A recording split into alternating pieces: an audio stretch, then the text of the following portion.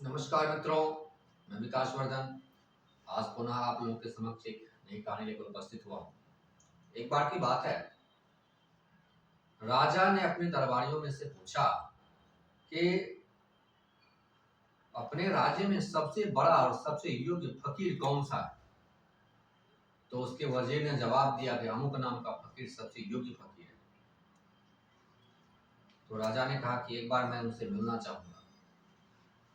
तो वजीर ने कहा कि आपको ही जाना होगा, वो आपके पास नहीं आएंगे, क्योंकि उनको आपसे कुछ लेना देना नहीं है। अगर आपको उनके दर्शन करने हैं तो आपको खुद ही जाना पड़ेगा।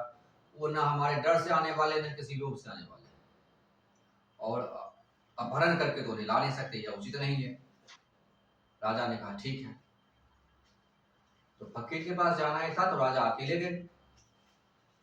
राजा अकेले पहुंचे तो जब उसकी कुटिया के पास पहुंचे तो देखे कुटिया तो खाली पड़ी थी। खेत में एक आदमी कुछ खोद रहा था, कुछ आलू निकाल रहा था, कुछ काम खेती का कुछ काम था वहां पे कर रहा था। तो राजा ने कहा कि मैं फकीर से मिलने के लिए आया हूं, कहाँ है वो।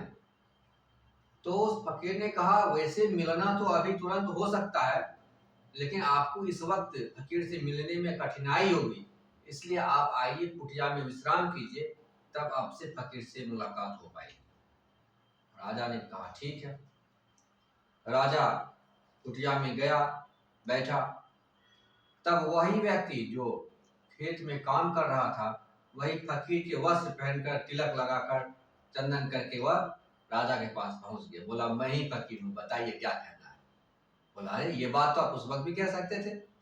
बोले नहीं, आप नहीं समझते, क्योंकि उस वक्त मैं खेत में काम कर रहा था, हमारी वेशभूषा उस प्रकार की थी, और आपके दिमाग में यह धारणा है फकीर की, फकीर ऐसा होता है, इसलिए आप मुझे उस वक्त पहचान नहीं पाते। इसलिए मैंने कहा उस वक्त, आपको संकेत भी किया था कि वैसे तो फकीर से मिलना अभी और इसी वक्त हो सकता है, लेकिन आपको जरा कठिनाई होगी, इसलिए आप चलिए कुटिया में विश्राम कीजिए और फकीर को मैं बुला कर लाता हूँ।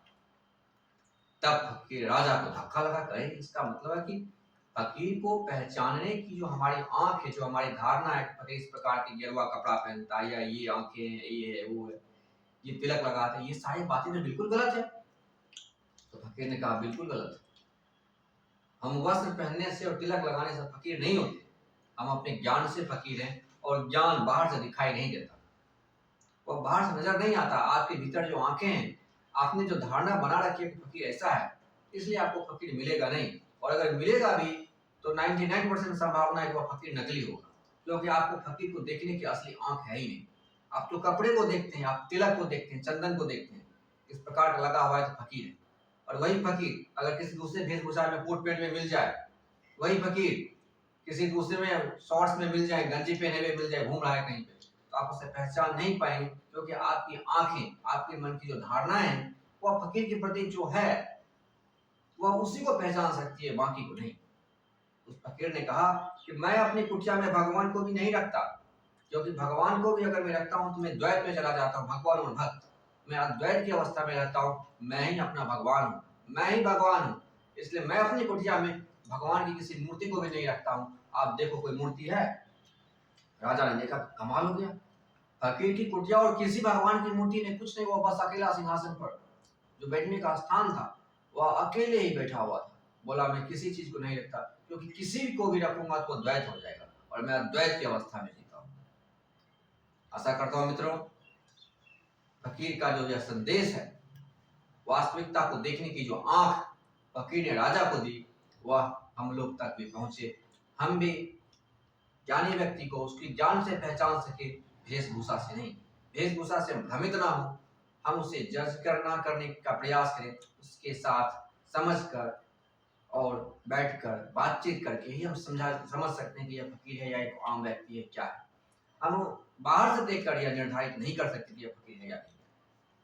आशा करता हूं मित्रों कहानी पसंद आई होगी। कहानी पसंद आए तो वीडियो को लाइक कीजिए, चैनल को सब्सक्राइब कीजिए और अपने मित्रों के साथ शेयर कीजिए। बहुत बहुत धन्यवाद।